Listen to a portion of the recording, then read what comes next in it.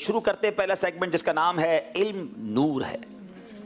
العلم نور، العلم نور۔ سوال: وہ کون سی ہستی ہے جنہیں رسول اللہ صلی اللہ علیہ وسلم نے انسانی حور فرمایا؟ علم نور ہے، علم نور ہے۔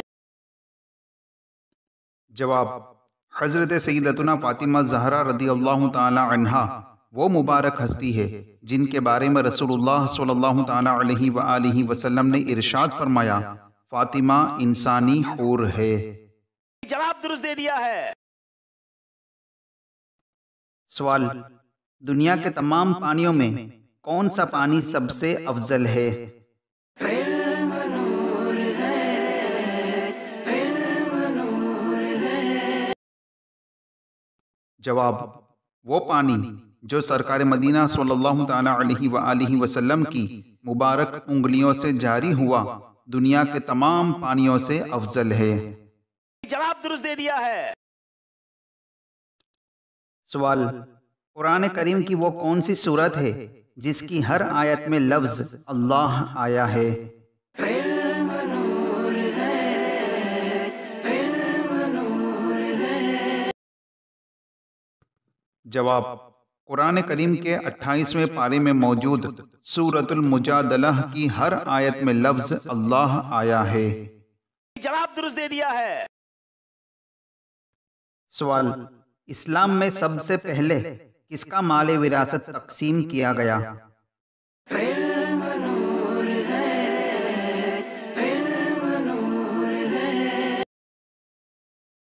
جواب: صحابی رسول حضرت سیدنا سعد بن ربیع رضی اللہ تعالی عنہ کا۔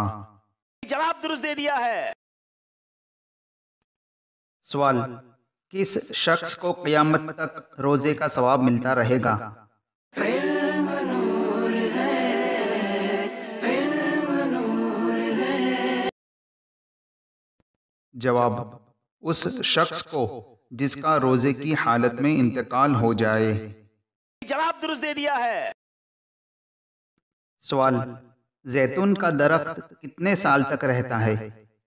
علم نور ہے، علم نور ہے۔ جواب: تقریباً 3000 سال تک۔ جواب درست دے دیا ہے۔ سوال: وہ کون خوش نصیب ہے جو میدان کربلا میں یزیدی لشکر سے نکل کر حسینی لشکر میں شامل ہوئے؟ علم نور ہے، علم نور ہے۔ جواب: حضرت سیدنا حور بن ریاحی تمیمی رحمت اللہ تعالی علیہ۔ جواب درست دے دیا ہے۔ سوال: کیا نفل روزے رکھنے کے لیے ماں باپ کی اجازت ضروری ہے؟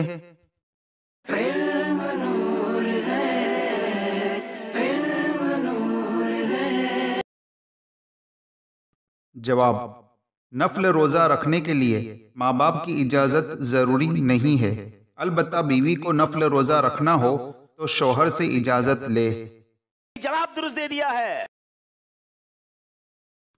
سوال: کیا درود پاک پڑھنے کے لیے وضو ہونا لازمی ہے؟ علم نور ہے، علم نور ہے۔ جواب: وضو ہونا لازمی نہیں، بغیر وضو بھی درود پاک پڑھ سکتے ہیں۔ جواب درست دے دیا ہے۔ علم نور